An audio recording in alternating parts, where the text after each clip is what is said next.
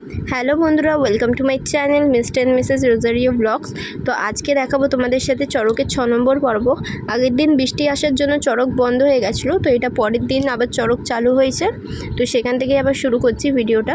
তো এখানে দেখতে পাচ্ছ প্রথমে এটা ধুনো দেওয়া হচ্ছে, ধুনো দিয়ে মন্ত্র পড়া হচ্ছে যাতে ব্যথা হবে না, রক্ত বেরাবে না। এই যে এইটা দিয়ে বড়শিটা দিয়ে যে ফোটাবে, এতে কিন্তু তুমি দেখো রক্ত বেরাবে না। আর লাল রঙের যেটা দেখছো এটা হচ্ছে সিঁদুর দিয়ে প্রথমে মাপ করা হয় যে কোন জায়গাটাতে ফোটানো হবে, কারণ দুখানা ফোটানো হবে, তো ওই অনুযায়ী সিঁদুর দিয়ে মাপ করে নেয় ওরা। তারপর দুখানা শিক ঢোকানো হয় বড়শির। এবার তোমরা ভালোভাবে শিক দুটো বুঝতে পারবে, তাই জন্য আমি আবার পেছন থেকে তুলেছি দাদাটার। এমনি 5 জন ফুটিয়েছিল, মানে 5 জন চড়ক ঘোরানো হবে। আর এই বড়শি ফোটানোর পর পুরো মাঠ ওরা চক্কর দেয় এমনি নাচতে নাচতে।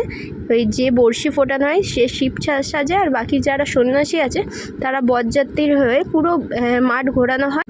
তো মাঠ ঘোরা হয়ে যাওয়ার পরে এখানে চড়কের জন্য ওই দাদা মানে এক এক করে প্রত্যেককে তোলা হবে আর বেঁধে তারপর ঘোরানো হবে। তো দেখতেই পাচ্ছ মই ধরে প্রথমে যিনি বাঁধবেন তিনি মইতে ওঠে, আর বাকি দাদাটাকে সবাই মিলে তুলে রেখে বাঁধা হয়।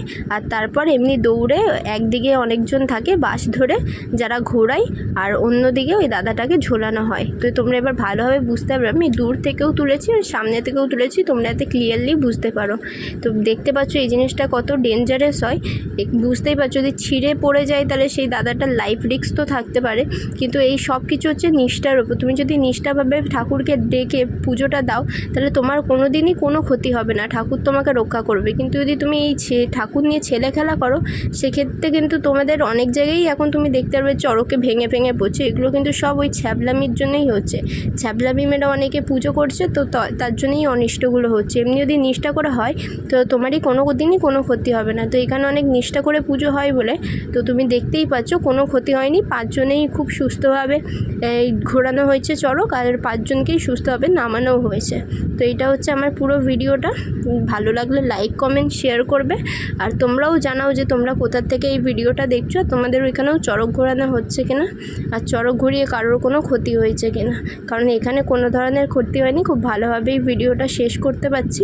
তো ভিডিওটা ভালো লাগলে লাইক করে দেবে। Thanks for watching.